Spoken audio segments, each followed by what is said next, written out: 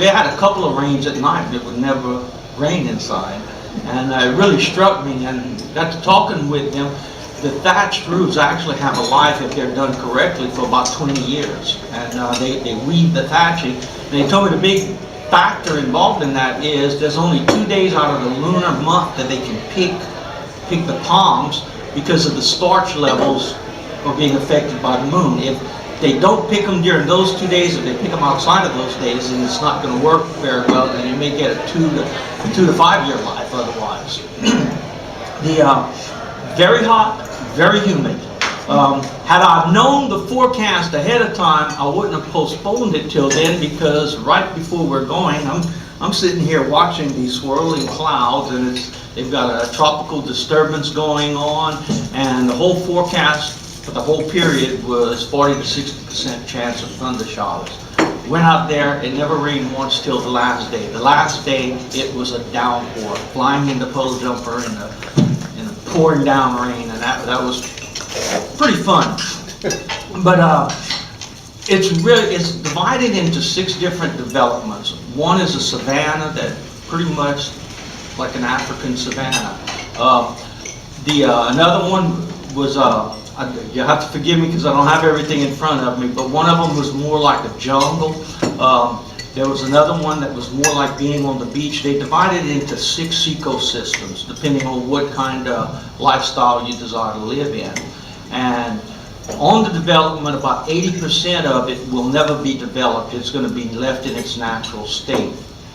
The Homeowners Association, in fact, is very, very strict about leaving it in its natural state. Like, one of the things you have to agree to is you cannot cut down trees when you build your home. A lot of places are really dense with the trees, so you're going to be forced to build around the trees. If it's impossible, then you have to get the Homeowners Association to give you to vote on it and give you permission to cut down the trees. They want to leave it as much pristine as possible.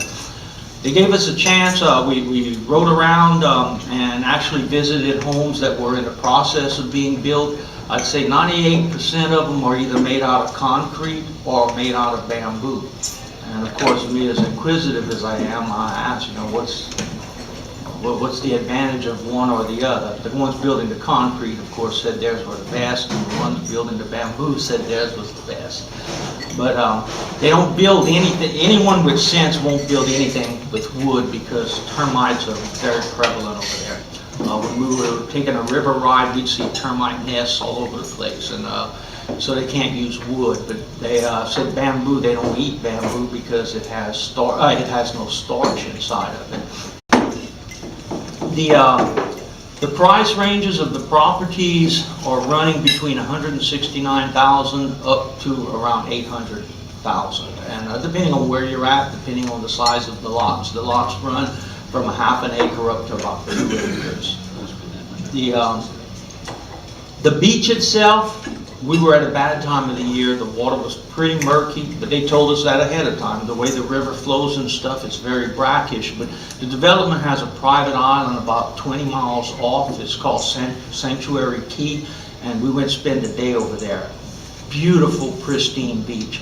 You can't walk with your shoes. You got to walk with shoes on it because it doesn't have real sand. It's all coral based, and it'll tear up your feet if you just go walk barefooted. Does anyone have any questions or anything I'm leaving out?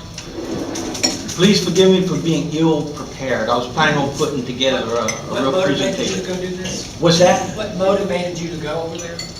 I've heard good things about Belize, and I'm wanting to have something for a vacation home, something I can leave my kids behind.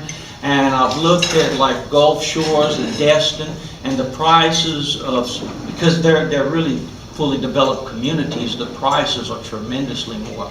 Over there you can build, the average homes are being built between 150 up to 200 a square foot living area, depending on what you're doing, which really surprised me because most of the wood and everything has to be imported in.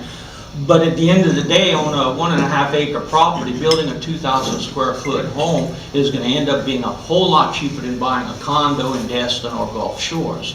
And the potential as they grow, there's a point where they're going to sell out of the properties there, because they have a cap of 1,800 lots They will not sell more than 1,800, and they're about 800 sold already. So, you know, the ability to appreciate is very great right now by buying into it at this early stage.